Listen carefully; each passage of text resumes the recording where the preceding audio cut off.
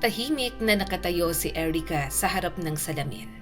Para bang may sariling mundo ang refleksyon na kaharap niya. Sa misteryosong lalim ng salamin, para siyang isang dalagang hinango sa pahina ng isang lumang engkantadong kwento. Maputi at makinis ang balat na tila porselana. Malalaki ang mga mata na binabakura ng mahabang pilikmata na hindi pa halos nakakatikim ng makeup. Mga labi na natural na mapula at perpekto ang hugis. Payat ang bewang, mataas ang dibdib. At ang suot niya ay isang ulap ng puting bestidang parang hinabi para sa isang prinsesa. Ganito pala ang pakiramdam ng maging isang bride. Mula pagkabata, pangarap na ni Erica ang isang kasalang parang sa kwento. Isang simpleng belo na may kaunting perlas, isang singsing na kumikislap sa daliri, at isang damit pangkasal na kahit sinong babae, gaano man siya ka-independent, ay lihim pa ring pinapangarap. Pero ang totoo, wala siyang idea kung magkano ang halaga ng engagement ring na isusuot niya. Hindi siya sanay sa alahas. Hindi siya galing sa mayamang pamilya.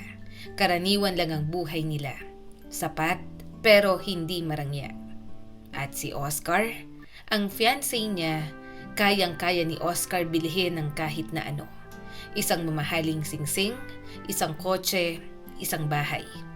At pati na rin siya. Si Erica, ang pinakaordinaryong babae sa daan-daang mas bagay sana sa mundo niya. Hindi aprobado ng circle ni Oscar ang ganitong relasyon. Alam yon ni Erica. Pero si Oscar ay hindi marunong makinig sa opinyon ng iba. Kinukuha niya ang gusto niya, walang pakialam sa balakid at lalong-lalo na sa chismis. Muling tiningnan ni Erica ang sarili sa salamin at inisip ang itsura ni Oscar sa tabi niya. Isang lalaking nasa 40, medyo panot na at medyo mataba na sa pisngi. At mukhang mas matanda na kaysa sa tunay niyang edad. Pero hindi yon ang mahalaga. Ang mahalaga ay ang presensya niya. Ang lakas, ang bigat ng aura, ang pakiramdam na ligtas ka kapag hawak niya ang kamay mo. Hindi siya prinsipe. Isa siyang hari. Marahang inayos ni Erica ang buhok niya. Huminga siya ng malalim at biglang bumalik sa isip niya kung paano nga ba nagsimula ang lahat.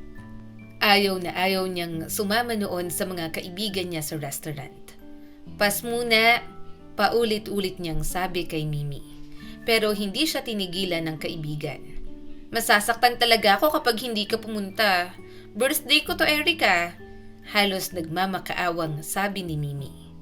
Hindi talaga tipo ni Erica ang mga ganitong lakad. Restaurant, inuman, maingay na tawanan, at siguradong hindi rin matutuwa ang boyfriend niyang si Chris. Pero sa huli, bumigay din siya. So, sasama ka ba? Tanong ni Mimi at puno ng pag-asa ang mga mata. Sige na nga, pero wala akong maisusuot, sabi ni Erica. Pwede mong hiramin yung cornflower blue na dress ko? Halos tumalon sa tuwa si Mimi. Napaisip si Erica, maganda nga ang damit, sakto sa kulay ng mata niya. Pero maiksi, medyo daring, pero birthday naman. Hindi rin naman siya sasayaw. Uupo lang sila, kakain at uuwi na. Sige, pumayag siya. Pero habang papalapit ang gabi, lalo siyang kinakabahan. Para bang may kung anong masasamang pakiramdam na ayaw siyang tantanan. Hindi rin niya nasabi kay Chris kung saan talaga siya pupunta. Nag-text lang siya na magse-celebrate sila ng birthday ni Mimi. Sa huli, sinuot niya ang damit, ang high heels at isang simpleng silver chain. Napahinto siya sa gitna ng kwarto nang makita ang sarili sa salamin. Ang ganda ko pala, bulong niya sa sarili. Umikot siya na parang bata at saglit na nag-daydream. Sana makita siya ni Chris ng ganito. Pero agad niyang naisip kung ano ang mangyayari. Maraming tanong, maraming sermon, maraming duda. Hindi naman niya ako asawa. Naiinis na sabi ni Erica sa sarili. Kapag kasal na kami, saka siya magsasabi kung ano ang susuotin ko. At kahit noon, iisipin ko pa kung susunod ako. Malalim ang hininga niyang lumabas sa dibdib. Malaya akong tao at may kaunting yabang sa tindig Umalis siya papunta sa restaurant. Nandoon na ang mga babae, naghihintay sa entrance. Hindi nagtagal, nakaupo na sila sa isang cozy na sulok. Medyo hiwalay sa ingay ng buong lugar. Ang saya ng usapan, ang dami ng tawanan. Si Mimi, napakaganda sa suot niyang bagong damit na hapit sa katawan niya. Halatang sanay siya sa ganitong lugar. Parang nasa elemento niya talaga. Nag-order siya para sa lahat. Dahan-dahang humigop si Erica ng wine mula sa matangkad na baso at sa wakas, nakaramdam ng kaunting gaan sa dibdib. Ganito sana palagi, naisip niya. Kahit tuwing weekend lang. Iniisip niya ang sarili na pumapasok sa isang restaurant. Kaakbay si Chris, pareho nakaayos, parehong maayos ang buhay. Pero panaginip lang muna yon. Kapag tapos na ang serbisyo ni Chris at nakahanap na siya ng maayos na trabaho, darating din sila doon. Erica, ano ba yan? Parang lutang ka. Tawag ni Mimi. Tikman mo to, masarap. Ngumiti si Erica at kumuha ng pagkain. At biglang, tumigil kayong lahat at manatili kung nasan lang kayo. Mga pulis kami. Napatigil ang lahat at halos mabulunan si Erica. Isang matangkad na lalaking naka-uniform na parang galing sa pelikula ang nasa harap nila. Ngumiti ito, tinanggal ang cap at inilapag sa kandungan ni Mimi. Naghiyawan ang mga babae. Biglang nag-striptease ang lalaki. Sumasabay sa tugtog, unbutton ng unbutton hanggang sa, "Hoy! Lumabas kayo dyan!" Dalawang lasing na lalaki ang biglang sumugod sa kanila. Mukhang mga siga. Nagtawanan sila habang tinitingnan ang mga babae. "Gusto niyo ng totoong sayaw? Kami na lang," sabi ng isa, sabay kindat. Nagkagulo, umalis agad ang dancer. Ang dalawang lalaki umupo sa mesa ng mga babae. "Anong selebrasyon?" tanong ng isa. "Birthday ko po," mahinang sabi ni Mimi. Tumawa sila, nagutos ng whiskey, nanginginig si Erica. "Hindi ako umiinom niyan," sabi niya at pilit na matatagang boses. "Gusto ko yan, matapang," sabi ng isa, sabay lapit ng baso sa labi niya. Umiling si Erica, nakapikit. "Ayoko." Biglang bumunot ng baril ang lalaki. "Inom kapag sinabihan." Napahiyaw si Erica. "Atay, tigilan niyo yan." Isang malamig pero matatag na boses ang umalingaw-ngaw. Dalawang malalaking lalaki ang biglang tumayo sa tabi ni Erica. Mga tipong halatang bodyguard. May ibinulong ang isa sa tenga ng siga. Isang apelyido lang ang narinig ni Erica. Hidalgo. Namuti ang mukha ng lalaki at tahimik silang umalis. "Pwede na po kayong mag-enjoy ulit," sabi ng isa sa mga bodyguard. Pero sira na ang gabi. Nag-uwian na ang mga babae. Habang palabas si Erica, hinarang siya ng isa sa mga lalaki. "May paanyaya po sa inyo ang isang iginagalang na Ginoo," sabi nito ng magalang. "Gusto niyang humingi ng paumanhin sa nangyari." Okay na po, uuwi na lang po ako," sagot ni Erica at nanginginig pa rin. "Hayaan niyo po akong siguraduhin na makakauwi kayo ng ligtas." Hindi na siya nakatanggi. Maya-maya ay may taxi na. Isang waiter ang humabol at iniabot kay Erica ang isang malaking bouquet ng bulaklak. Pagdating niya sa apartment, nakita niyang may itim na sasakyan sa di kalayuan. At bigla ring umalis. "Guni-guni ko lang ba yon?" tanong niya sa sarili. Pagpasok niya, doon lang siya nakahinga ng maluwag at tumunog ang kanyang cellphone. "Erica, nasan ka na? Nag-aalala kami." Boses ni Mimi at puno ng pag-aalala. "Sorry Mimi, medyo lutang lang ako," mahinang sabi ni Erica habang hawak ang cellphone at nakatingin sa malaking bouquet ng bulaklak sa mesa. "Yung lalaking sumaklolo sa atin, siya ang naghatid sa akin pa uwi at siya rin ang nagbigay nito. Nagsorry siya sa ngalan daw ng isang seryosong tao." "Sa ngalan ng sino?" Halos mabulunan si Mimi sa kabilang linya. "Ang alam ko lang, Hidalgo yung apelyido niya." "Ano? Siyang may-ari ng halos kalahati ng syudad." "Okay, baka halos lahat. At yung restaurant, sa kanya rin yun." Halatang halata ang excitement sa boses ni Mimi. Mukhang nakarecover na siya sa takot kagabi at ngayon ang lahat ay parang isang kakaibang adventure na lang sa kanya. Sandali, sabi mo binigyan ka niya ng bulaklak at nagsorry siya? Biglang may halong inggit ang tono ni Mimi. Interesting bakit ikaw? I-birthday ko yun. Siguro para sa ating lahat. Mabilis na sagot ni Erica. Dadalhan na lang kita ng bouquet bukas para may bulaklak ka rin. Meron na? Tawa ni Mimi. Tumawag ako sa parents ko. Mag-organize sila ng family dinner. Hindi man kasing saya ng may police show, pero siguradong maraming regalo at bulaklak. Happy birthday ulit. Ngumiti si Erica bago ibaba ang tawag. Nagpunta siya sa kusina para magtimpla ng kape habang pinapanood niya ang pag-angat ng bula sa ibabaw ng tasa. Iniisa-isa niya sa isip ang mga nangyari kagabi. At habang tumatagal, mas lalo siyang kinakabahan. Paano ba ako napasok sa ganitong gulo? Para pakalmahin ang sarili, nag-text na lang siya kay Chris. I love you. Good night. Sana mabasa nito at mapangiti. 2 buwan na lang, babalik na si Chris mula sa serbisyo. At pagbalik niya, baka magbago na ang lahat. Baka pati ang apelyido niya. Kape at isang magandang libro ang naging takbuhan ni Erica. Unti-unti, nakalimutan niya ang hindi magandang nangyari sa restaurant. Akala niya ay doon na matatapos ang lahat. Pero nagkamali siya. Kinabukasan, habang palabas sila ng apartment building, may isang lalaking tumawag sa kanya mula sa isang itim na SUV. Miss Erica, good morning.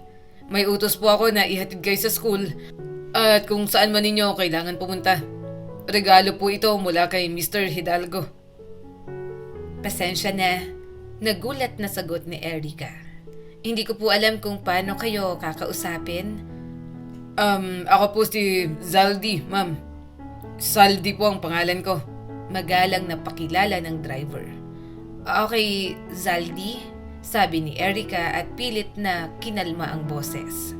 Pakisabi po kay Mr. Hidalgo na nagpapasalamat ako, pero hindi ko kailangan to. Ayos lang ako at wala namang hahabol sa akin. Ngumiti lang si Zaldi at umiling, parang nakatingin sa isang batang matigas ang ulo.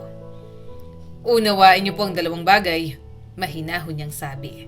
Una, hindi niyo masisiguro na yung mga lalaking yun kagabi ay hindi maghahanap ng ganti. At pangalawa, hindi magandang ideya ang tumanggi sa regalo ng boss ko. May diin ang huling salita niya. Napalunok si Erica. Akala ko tapos na to, naisip niya. Pero tinaas niya ang baba, nagkunwaring matapang at sumakay sa sasakyan.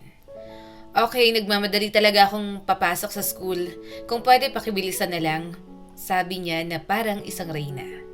Sumipol pa si Zaldi at humanga. Copy miss.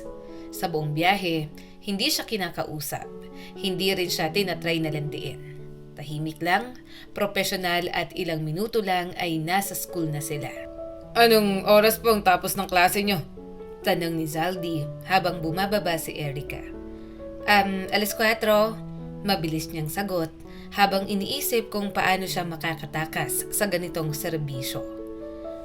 Mas maaga ka pa riyan, sabi ni Zaldi at parang babala. Huwag kang gagawa ng kung ano-anong kalokohan. Friendly advice lang. Hindi niya alam kung bakit, pero kinabahan si Erica kahit kalmado ang tono nito. Sa buong klase, wala siyang halos ma-absorb. Paulit-ulit niyang tinitingnan ng relo. Napansin tuloy ng teacher niya at sinita siya. Si Mimi naman ay sumulat sa notebook. May problema ba? Ayos lang. Sinulat ni Erica kahit hindi naman talaga siya okay. 3:00 pa lang, tahimik siyang lumabas ng campus. Ayoko na talaga nito, sabi niya sa sarili.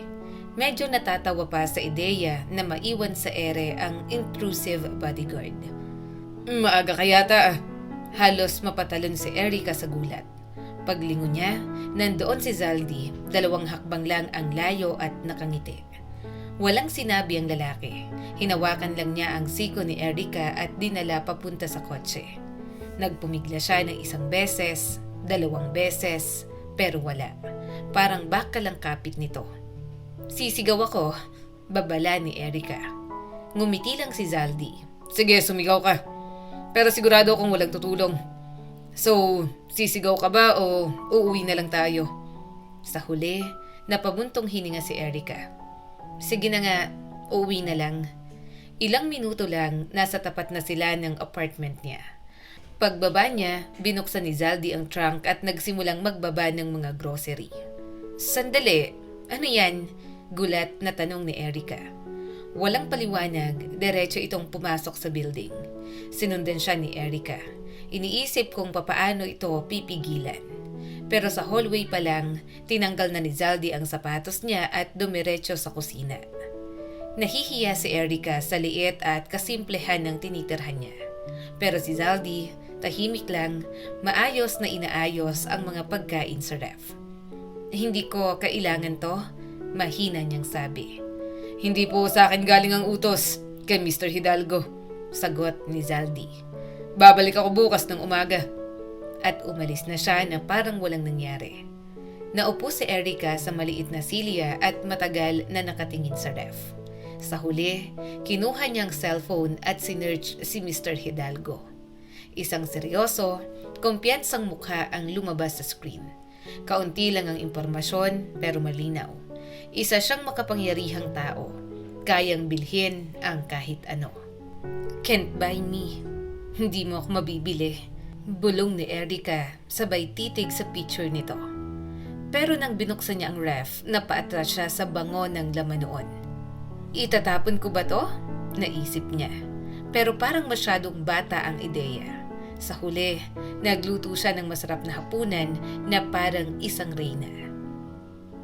Isang linggo na ganoon ang nangyari. Hatid sundo siya ni Zaldi. Laging may bagong grocery. Isang araw, pag-uwi niya, napansin niyang napalitan na ang tumutulong gripo at may bago na ring salamin sa banyo. Nagalit si Erica, kinausap niya si Zaldi kinabukasan. Tahimik lang itong nakinig, tapos biglang huminto ang kotse. Humarap sa kanya si Zaldi. Erica, sabi niya, kalmado pero seryoso. Isang bagay lang ang intindihin mo. Nakakakuha ka ng atensyon ng isang napaka-maimpluwensyang tao. Alam niyang gusto niya at sanay siyang makuha yun. Libu-libong babae ang tatakbo sa isang iglap kapag tinawag niya. Pero ngayon, ibang ginagawa niya. Hindi ko alam kung anong ginagawa mo, pero may tinamaan ka sa kanya. Kaya makinig ka sa akin. Huwag ka nang lumaban, i-enjoy mo na lang ang mga regalo.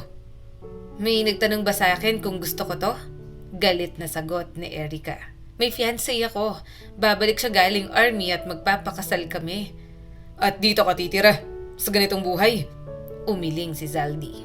Sa tingin mo, makakahanap ng trabaho sa syudad si Chris kung ayaw ni Mr. Hidalgo? Inimbestigahan niyo pala ako? Nanginginig na sabi ni Erica. Oo, diretsong sagot ni Zaldi. Tahimik sila sandali. Hindi siya masamang tao, dagdag pa ng driver. Hindi siya santo, walang santo sa mundo ng malalaking pera. Pero sa paraan niya, ipata siya at mag-isa siya. Namatay ang asawa niya 10 taon nang nakalipas. Simula nun, wala na siyang seryosong relasyon. Puro panandaliang babae lang. Napatitig si Erica. Ano naman ang kinalaman ko dyan? Marami, sagot ni Zaldi. Ikaw ang una niyang tiningnan kagabi.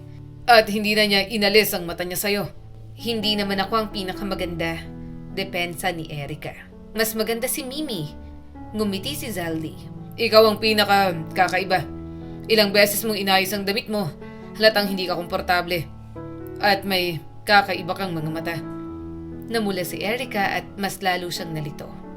Uwi na tayo. Alok ni Zaldi ng kalmado. Tumango si Erica at pilit na pinapakalma ang sarili. Wala kang ibang plano bukas? Dagdag ni Zaldi sa kalmadong boses. May imbitasyon ka sa teatro. Handa ng damit at walang tatanggapin na pagtanggi. Doon na sumabog ang inis ni Erica. Hindi ako laruan, mariin niyang sabi. Umiling lang si Zaldi. Nabasa mo na ba ang The Taming of the Shrew? Tumangaw si Erica, labag man sa loob. Yun ang palabas bukas, sabi ni Zaldi sabay hit-hit ng sigarilyo. May sense of humor si Mr. Hidalgo. Sigurado ako ma-appreciate mo. Nang tuluyang maiwan mag-isa, bumagsak si Erica sa kama. Parang naubusan ng lakas. Ano ang kanyang gagawin? Umalis ng syudad, sumulat kay Chris, lumapit sa pulis. Lahat ng opsyon ay parang mas lalong magpapalala lamang ng sitwasyon. Kaya ginawa niya ang ginagawa ng karamihan sa mga babae sa ganitong pagkakataon. Umiyak siya ng umiyak hanggang sa mapagod. Naghilamos, huminga ng malalim at sinuot ang damit na iniwan ni Zaldy. Pagharap niya sa salamin, napahinto siya. Sakto ang fit, parang tinahi talaga para sa kanya. At napakaganda niya. "A-attend ako sa theater," mariin niyang sabi sa sarili at kumikislap ang mga mata. "At kakausapin ko na si Mr. Hidalgo. Kailangan niyang malaman na hindi lahat sa mundo ay nabibili." Kinabukasan ng gabi, desidido at napakaganda sa suot niyang evening gown, bitbit ang maliit na bag, ay matatag siyang naglakad sa mataas na takong. Naghintay si Erica kay Zaldy. Pagbukas ng pinto ng sasakyan, napasipol si Zaldy sa paghanga. Magaan sa pakiramdam kahit ayaw niyang aminin. Sa buong biyahe, mabilis ang tibok ng puso ni Erica. Sa wakas, makakaharap na niya ang misteryosong si Oscar Hidalgo. Wala siyang karapatang alagaan ako ng ganito, naisip niya. Mga bulaklak, pagkain, atensyon, dapat tumanggi ako agad. Pero kahit papaano, nakakakilig din ang ganoong pagtrato. Ngayong gabi, tatapusin ko na to, pangako ni Erica sa sarili. Sasabihin ko may fiancé ako at may sarili akong buhay. Hindi naman siya papatayin ni Mr. Hidalgo dahil lang sa pagtanggi, hindi ba? Huminto ang sasakyan. Pagbukas ng pinto, sinalubong siya ng isang pamilyar na halimuyak ng mamahaling pabango. Isang kamay ang marahang humawak sa kanya at tinulungan siyang bumaba. At sa susunod na sandali, kaharap niya na si Oscar Hidalgo. "Good evening, Erica. Napakaganda mo." Malambing na sabi nito. "Lubos ako nagpapasalamat na tinanggap mo ang imbitasyon ko." Mainit at makinis ang boses niya. Hindi pa rin niya binibitawan ang kamay ni Erica. Tahimik siyang pinagmasdan ng dalaga. Parang nawala ang lahat ng inensayo niyang sasabihin. Hindi siya katulad ng nasa internet. Mas matangkad, mas may presensya at mas buhay. Medyo bilugan ang pangangatawan, pero halatang matipuno sa ilalim ng perpektong tahi ng suit. Parang dalawang magkalabang manlalaban na nagtititigan. "Nilalamig ka," sabi ni Oscar, napansin ang panginginig niya. "Nakakatakot ba talaga ako?" Gusto sanang sumabog ng tapang ni Erica. Pero biglang naglaho ang lahat ng gusto niyang sabihin. Napangibabawan siya ng lakas ng loob at kumpiyansa ng lalaking nasa harap niya. "Bakit ako?" bigla niyang naitanong. Ngumiti si Oscar. Ang malamig at mayabang na anyo ay napalitan ng kakaibang lambot. "Napatitig ka sa akin nung gabi sa restaurant," sabi niya. "Hindi mo alam kung gaano ka naiiba. Hindi ka komportable sa suot mo. Ayaw mong nandoon ka. Hindi ka sanay sa ganong lugar. Tama ba?" Tumango si Erica, parang isang konehong nahuli ng ahas. "Nakakuha ka ng interes ko," pagpapatuloy ni Oscar. "At hindi ko hahayaang may bastos na mang-api sa loob ng sarili kong restaurant." "Restaurant mo?" Biglang taas noo ni Erica at sinusubukang bumawi. "Lahat naman yata dito sa syudad ay pag-aari mo." "Tigilan mo ang mga salitang hindi kailangan." Mahinahong babala ni Oscar. "Oo, marami akong kontrol at ari-arian, pero hindi kita binibili. Ang imbitasyong ito ay para magpakilala bilang tao. Mahilig ka ba kay Shakespeare?" tanong niya. "Oo," sagot ni Erica. "Eh ikaw?" "Oo rin. Nabasa ko lahat at napanood sa iba't ibang teatro, pati sa ibang bansa. Kung gusto mo, pwede mo akong i-quiz." Biro niya pa. Napakaganda ng palabas. Tawang-tawa si Erica hanggang mapaluha sa witty na linya ng mga aktor. Sa wakas, nakalimot siya sa lahat. Sa takot, sa kaba, sa buong linggong stress. VIP box, champagne, prutas at tsokolate. At mga komento ni Oscar ay laging sakto at laging elegante. Unti-unti, bumalik ang dating Erica. Masaya, bukas at totoo. Nang matapos ang palabas at yumuko ang mga aktor at nagpalakpakan, binigyan sila ng mamahaling bouquet. Napansin ni Erica na parang para kay Oscar ang mga bulaklak. Pero bakit parang siya ang may pakiramdam na binibigyan? Parang nabasa nito ang isip niya. May nag-abot ng bouquet sa box. Para sa'yo, Erica. Salamat sa gabing ibinigay mo sa akin, sabi ni Oscar. Matagal na akong hindi nakakaramdam ng ganito. Bago pa siya makasagot, marahang hinalikan ni Oscar ang kanyang kamay. Napabilis ang isip ni Erica. Ano na? May kasunod na ba to? Pero wala. Hinatid lang siya ni Oscar sa sasakyan. Nagpasalamat at pagkatapos ay nagpaalam na. Kinain ka ba ng buhay? Pabirong tanong ni Zaldi. Umiling si Erica at nakatingin lang sa bintana. Tahimik, maayos, magaan. Isang beses lang, pangako niya sa sarili. Sa susunod, sasabihin ko na lahat. Pero, sigurado bang may susunod? Pag uwi niya ay tinawagan niya si Chris, pero malamig ang usapan. Parang galit, walang lambing at walang tanong kung kumusta na siya. Pagkababa ng tawag, humagulgol si Erica. Paano kung ganito rin sa kasal? Paano kung nagmamadali lang ako? Biglang tumunog ulit ang cellphone. Akala niya si Chris pero hindi pamilyar ang numero. Nag-alinlangan siya. Pero sinagot niya pa rin ang video call. Si Oscar. Mukhang balisa. Pasensya na, pakiramdam ko'y malungkot ka. Tama ba ako? Tahimik si Erica. Tumulo lang ang luha niya. Mahilig ka ba sa motorsiklo? Biglang tanong ni Oscar. Napanganga siya at tumango na lang. Mag-jeans ka, jacket at bumaba ka. Utos ni Oscar. Ngayon na. Naputol ang tawag. Curious man o marupok, mabilis siyang nagbihis. Sa dulo ng kalye, umalingaw-ngaw ang dagundong ng makina. Isang motorsiklo ang huminto sa harap niya. Si Oscar. Inabot niya ang ekstrang helmet. Sumakay ka. Nag-atubili siya sandali pero niyakap niya ang bewang ng lalaki. Pagkatapos noon ay umandar sila. Una, takot, sumunod ay tuwa. At pagkatapos, isang kakaibang kilig na nagpatibok sa puso niya. Tumakbo sila palabas ng syudad, hanggang sa mawala ang mga ilaw at maiwan ang maluluwang na kalsada. Sigawan, tawanan, parang dalawang baliw na masayang masaya. Huminto sila sa tabing ilog, tahimik, malawak at payapa. Yumakap si Oscar para painitin siya. Hindi siya umiwas, tahimik lang sila. Langit, ilog at dalawang taong halos hindi magkakilala. Okay ka na? Sabi ni Oscar bago umalis. Huwag ka nang umiyak, hindi ako makakatulog. At umalis siya, iniwan si Erica na nakatitig. Eto bang kinatatakutan kong si Oscar Hidalgo? Traidor ako. Bulong ni Erica sa sarili habang paakyat ng hagdan dahil alam niyang hinding-hindi niya kayang ikwento kay Chris ang gabing yon. Pagdating sa apartment, kinuha niya ang lumang litrato nilang dalawa. Magkayakap, kuha noong araw na umalis si Chris papuntang army. Ipinaprint niya yon at inilagay sa isang simpleng frame. Mas madali raw kapag may kausap siya kahit larawan lang. Minsan ay kinakausap niya ang litrato. Anong nangyari sa atin? Bakit ka nagbago? Bakit parang bigla kang naging malamig? Alam niya, hindi naman bakasyon ang army. Mabigat na trabaho yon, mahirap, mapanganib.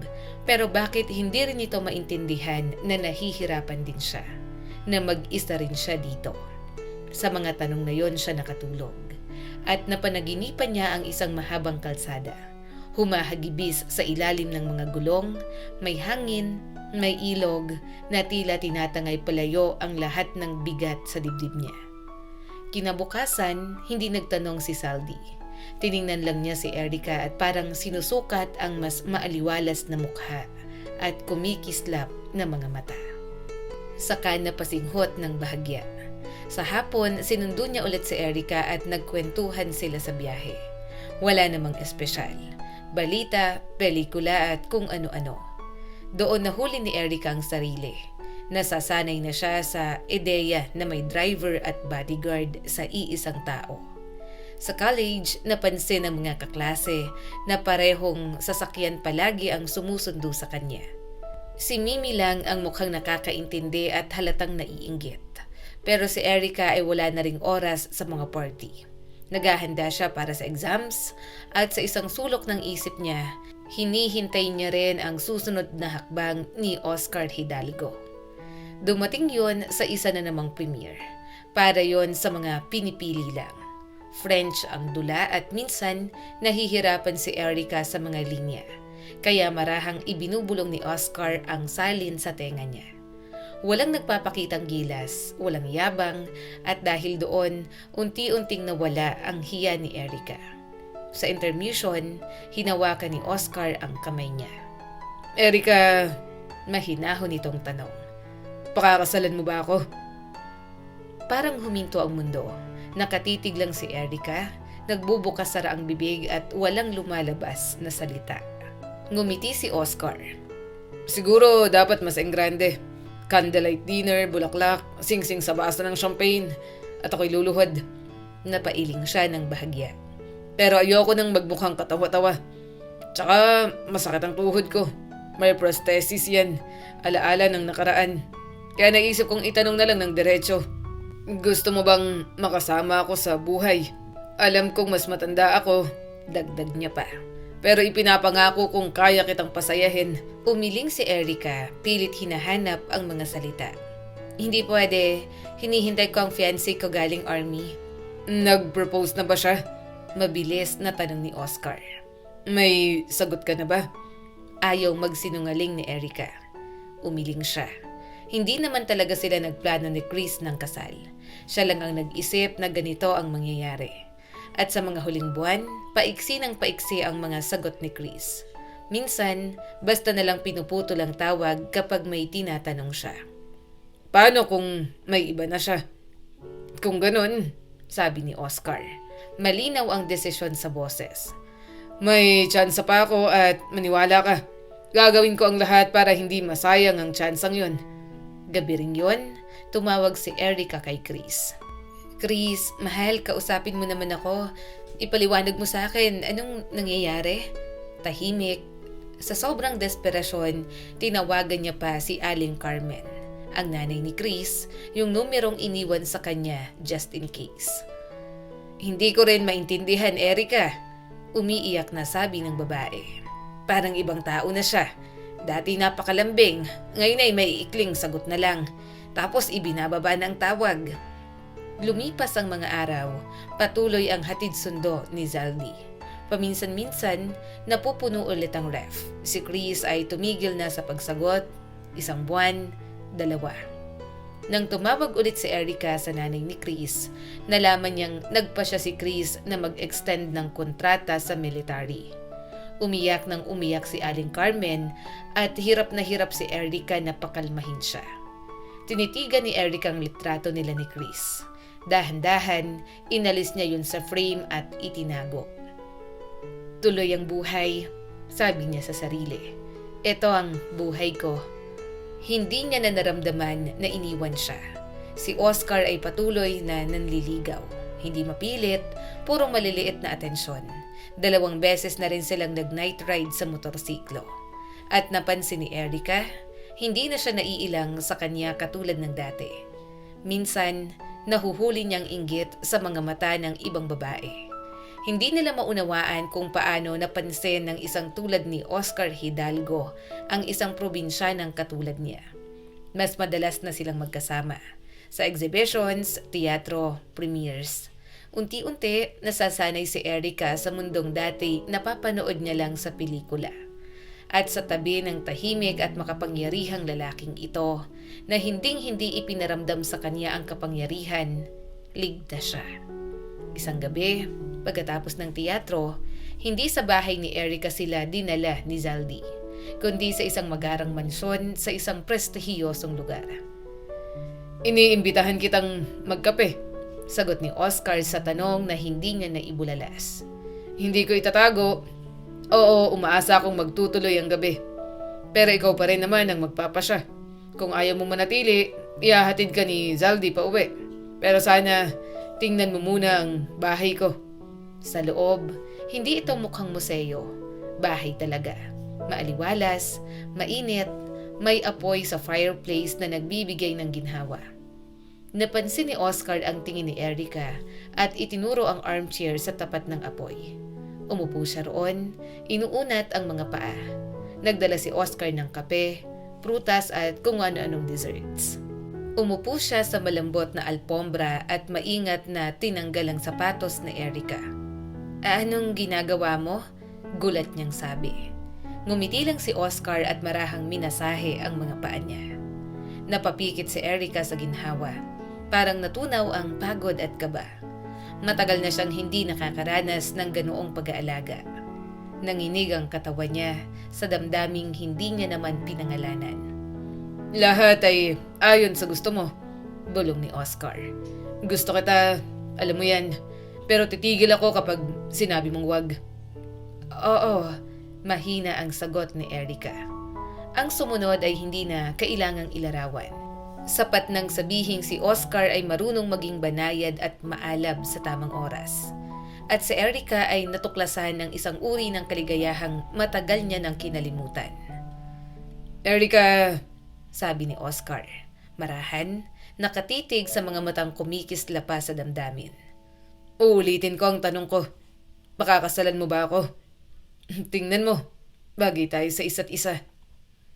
Oo, sagot niya. At mula roon parang kwento sa fairy tale ang lahat. Gusto sana ni Oscar na magpakasal sila agad pero humingi si Erica ng 1 linggo para maghanda, magpaalam sa lumang bahay at dalawin ang mga magulang.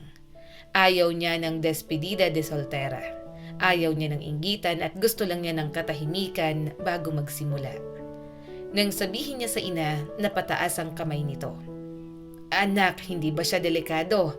Sabi ng iba parang gangster. Hindi yun totoo, ma? Sagot ni Erica. Dahil mayaman siya gangster na agad? Tahimik lang ang ama at saka nagtanong. Pagsisisihan mo ba? Hindi ko po alam pa. Tapat na sagot ni Erica. Ginagawa niyang lahat para sa akin. Pinoprotektahan niya po ako. Pero, mahal niya po ba talaga ako? Walang nasabi ang mga magulang. Sa huli, ang ama ang nagsalita. Anak, matanda ka na. Gamitin mo ang isip mo at pakinggan mo ang puso mo. Bumalik si Erica sa syudad na may halo-halong damdamin. May munting duda sa loob niya pero pinilit niyang huwag pansinin. Magiging Erica Hidalgo ako. Aalagaan niya ako at mamahalin. At si Chris, wala na. Hindi siya sumasagot, hindi na siya bumabalik. Hindi niya na rin ako kinakausap. Dumating ang araw ng kasal ng napakabilis. Parang kahapon lang ay nag-e-exam siya. Ngayon ay nakatayo na siya sa harap ng salamin. May belo at puting damit. Parang prinsesa sa kwento. Tumingin siya sa salamin at nakita hindi lang ang sarili, kundi ang buhay na inaakala niyang naghihintay. Maganda, ligtas at maayos. Umuulan ng mensahe at tawag. Parang biglang dumami ang kaibigan. Ngumiti si Erica sa sarili. Noong mahirap at simpleng Erica pa siya, mas kaunti lang ang nakakaalala. Noong mahirap at simple pa ang buhay ni Erica, mas kaunti rin ang kaibigan niya. Sanay siyang mag-isa, tahimik, kontento, walang masyadong ingay sa paligid. Kaya ng gabing yon, halos napagdesisyonan na niyang patayin ang cellphone para makapagpahinga na. Nang biglang may pumasok na mensahe. Napahinto siya. Mula sa nanay ni Chris. Parang ibong nakulong sa hawla ang tibok ng puso niya. Nanginginig ang kamay habang binabasa ang mensahe. Erica, may nangyaring aksidente kay Chris at nanganganib ang buhay niya. Hindi niya namalayan ang ginawa niya. Tinawagan niya agad ang numero. Ano hong nangyari? Nasaan siya? Halos maiyak niyang tanong. Hikbi ng hikbi ang babae sa kabilang linya. Ikinuwento nitong nagdesisyon si Chris na manatili pa sa serbisyo matapos ang kontrata niya.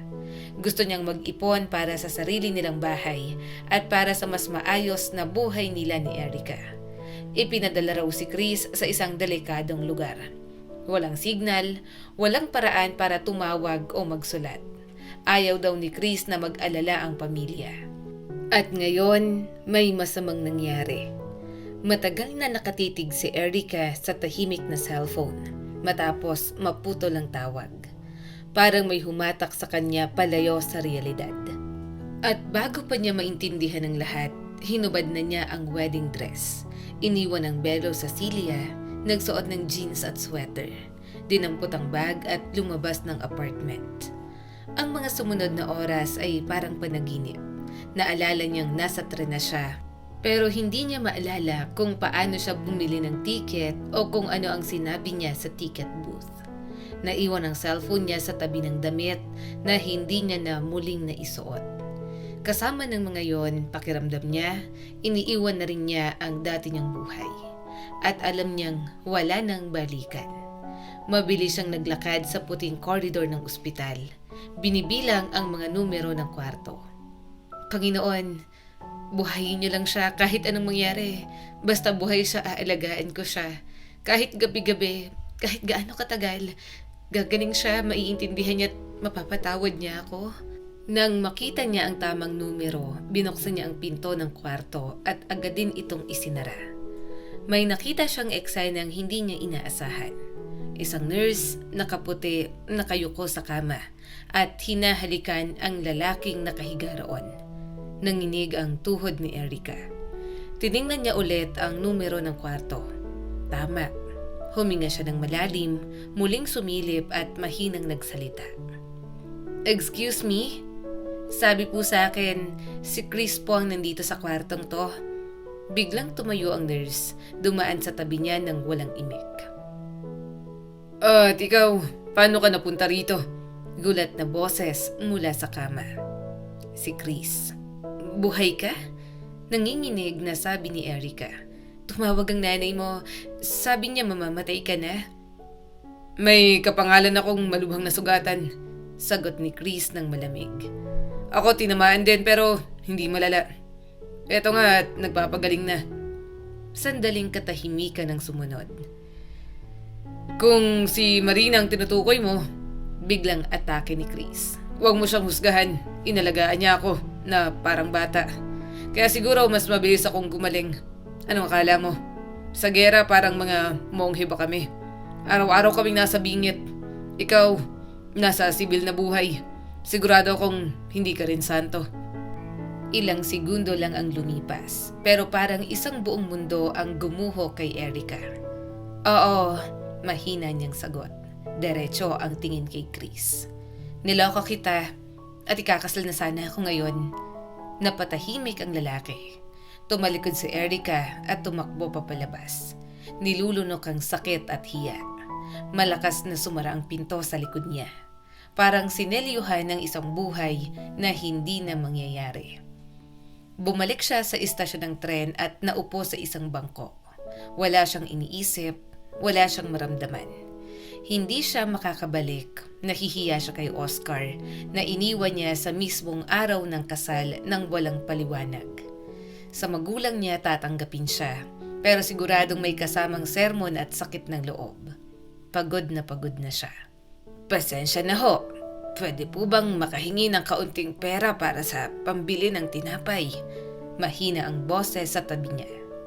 Isang matandang babae, kuba at mahina ang tindig. Walang tingin, dinukot ni Erica ang ilang perang papel at iniabot. Salamat iha, pagpalain ka nawa ng Diyos at bigyan ka sana niya ng mabait at mapagmahal na asawa. Doon na tuluyang bumigay si Erica. Umiyak siya. Umupo ang matanda sa tabi niya at hinimas ang balikat niya. Iyak lang iha. Nililinis ng luha ang puso. Hindi mo pa maiintindihan ngayon pero malapit na ang kaligayahan mo. Magbibigay ang tadhana ng tanda. Huwag mo lang palampasin. Hindi na halos narinig ni Erica ang mga salita. Nang magtaas siya ng ulo, wala na ang matanda. Erica, anong ginagawa mo rito? Napatingala siya. Grace? Dati niyang kaklase. Masigla pa rin, mas maganda at halatang maayos ang buhay. Bumisita lang ako sa tita ko. Tawa ni Grace. Pero ikaw, umiiyak ka? Anong nangyari? Sa tonong walang pagtutol, napilitan si Erica na ikwento ang lahat. Grabe, sabi ni Grace. Parang pelikula. Bumalik ka kaya kay Oscar. Baka patawarin ka. Umiling si Erica. Hindi na. May trabaho ka ba? Tanong ni Grace. Wala sa field mo pero gusto mo bang magtrabaho bilang janitress o housekeeper? May hotel kami ng asawa ko. Bibigyan kita ng tirahan at pagkain. Sama ka na. Sige, sama ako. Sagot ni Erica nang walang pag-aalinlangan. Tinanggap siya ni Diego, asawa ni Grace na parang kapatid. Malaki ang katawan at malakas ang tawa. Welcome. Dito ay walang mananakit sa'yo. Sabi nito. Mabilis siyang naka-adjust. Mabait ang staff, maayos ang mga bisita. Nakilala niya rin si Mrs. Elmerio, nanay ni Grace. Mahilig sa libro, laging nagyayaya ng tsaa at kwentuhan. Unti-unting humupa ang sakit. Nakakuha siya ng bagong cellphone. Ipinagbili niya sa mga magulang na huwag ipamigay ang numero kahit kanino. Sa tulong ni Diego, nakapag-leave siya sa college at balang araw ay babalik siya. Sa ngayon, kailangan lang niyang mabuhay at ngumiti ulit. Isang buwan ang lumipas, naging magaan ang trabaho. Naging parang pamilya niya ang mga tao roon. Maghahanap tayo ng bagong groom para sa'yo. Biro ni Diego. Hayaan mo na, saway ni Grace. Hayaan mong makalimot muna siya. At isang umaga, bigla siyang nahilo. Napahawak siya sa tiyan. Bakit? At parang may kumislap na ilaw sa isip niya. Hindi naman. O posible? Napatakip siya sa bibig. Biglang naalala niya ang gabing yon. Ang gabing kasama niya si Oscar. Ngunit kinabukasan, naulit ang lahat. Muling namutla si Erica. Muling napahawak sa tiyan at muli siyang nahilo. Hindi na ito aksidente. Napansin niyo ni Grace at agad siyang hinila palayo sa ibang tao. Dediretsahin na kita. Diretsong sabi ni Grace. Anong nangyayari sa'yo? Hindi na naglihim pa si Erica. Sa wakas ay sinabi niya ang kinatatakutan niya. Napangiti si Grace. Grabe ka. Ang swerte mo, halika sa klinik tayo. Kailangan mong magpa-check. At doon, sa loob ng malamig na silid, tuluyang kinumpirma ng doktor ang kinatatakutan ni Erica. Buntis ka? Diretsong sabi ng doktor. Gusto mo bang ipalaglag o ituloy ang pagbubuntis? Nanginig si Erica, hindi siya makapagsalita. Siyempre, itutuloy niya. Biglang sagot ni Grace at hindi na hinintay ang desisyon ng kaibigan.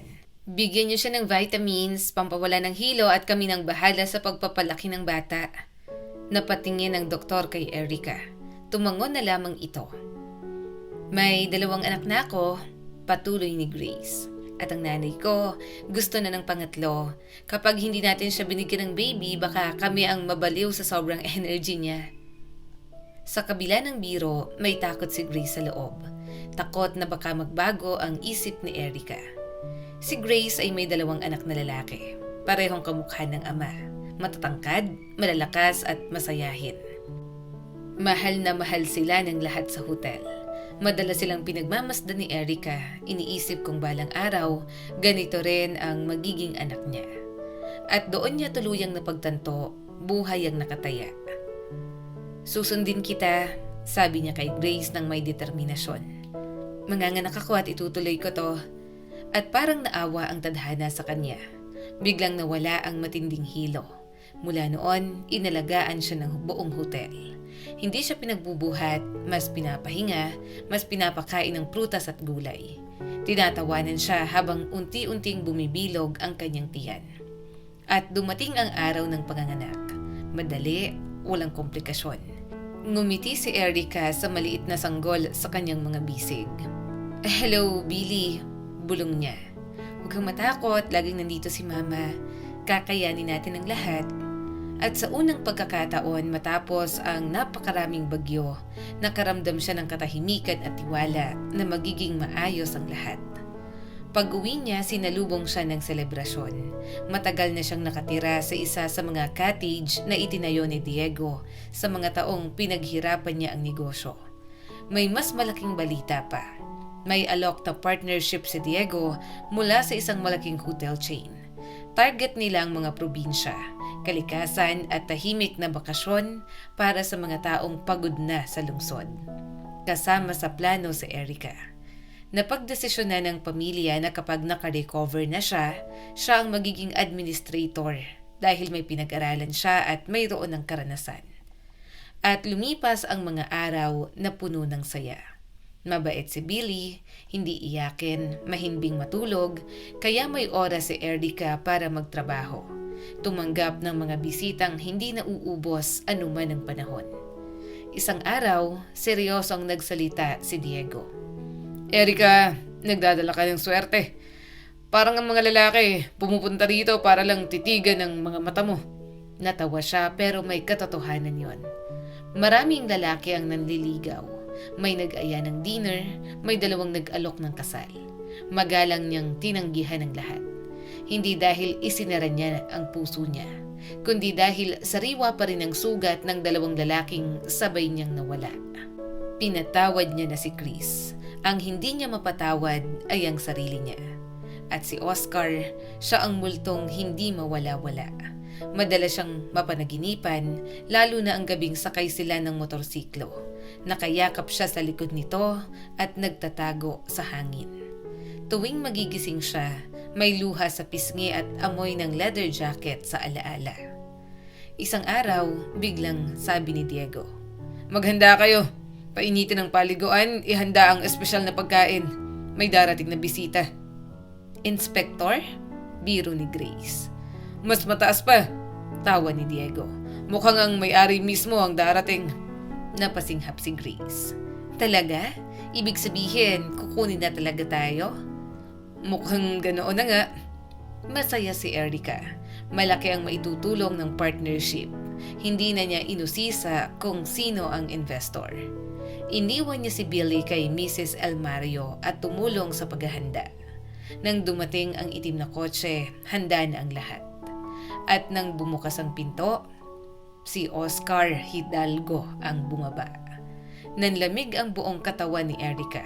Tumibok ang puso niya na parang sasabog. Mas payat ito, mas tahimik, pero siya yon. Tumakbo si Erica papunta sa wing ni Mrs. Elmario. "Tulungan niyo po ako, kailangan kong umalis. Ngayon na," umiiyak niyang sabi. Tahimik na hinaplos ng matanda ang balikat niya. "Hindi," mariing sagot ni Mrs. Elmario. "Ito ang tanda na hinihintay mo. Kailangan mong kausapin siya at kailangan niyang malaman na may anak kayo." "Wala akong karapatang sabihin," nanginginig na sabi ni Erica. "Mas wala kang karapatang itago. Ang pag-iisa ay sumpa. Alam ko yan," sagot naman ng matanda. Napahikbi na si Erica. "Anong gagawin ko? Hintayin mo matapos ang usapan ng mga lalaki. Hindi aalis agad yan. At kapag dumating ang sandali, huwag kang mag-atubili." May kumatok sa pinto. Si Zaldi. "Hello, Erica." Bati niya at may parehong ngiti. "Alam kong susubukan mong tumakas." "Alam ba ni Oscar na nandito ako?" Mahina niyang tanong. Hindi," sagot ni Zaldi. "Pero ngayon, ikaw ang magpapasya."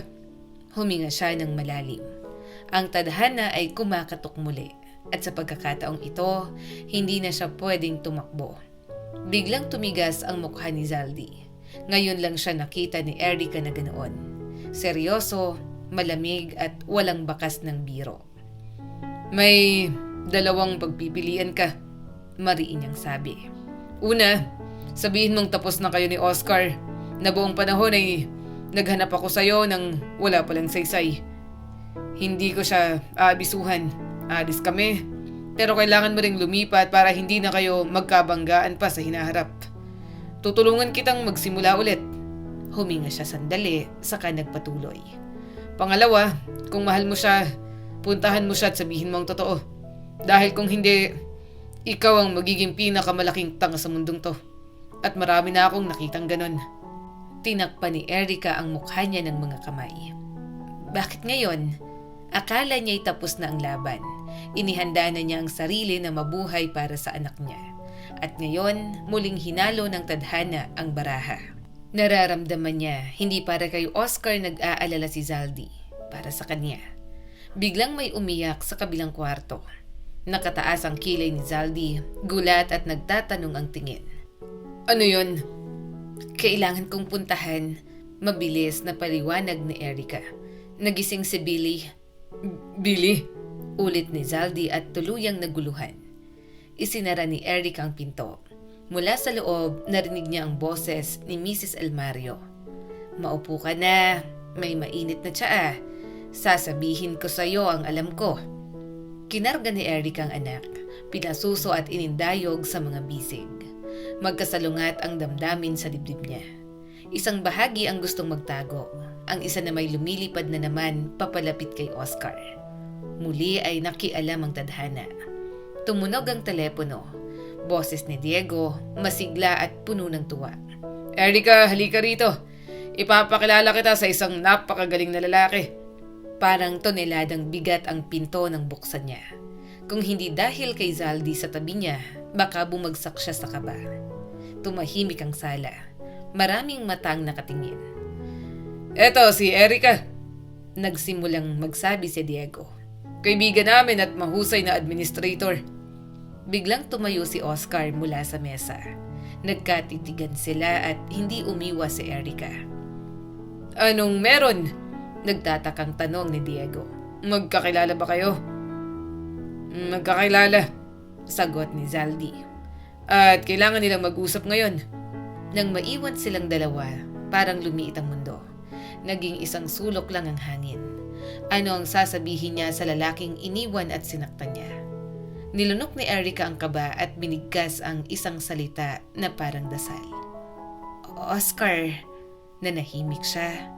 Dahan-dahang tumingala si Erica.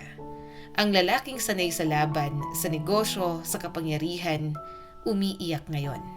Tahimik na dumadaloy ang luha sa pisngi niya habang nakatitig kay Erica. At doon na sila nagsalita.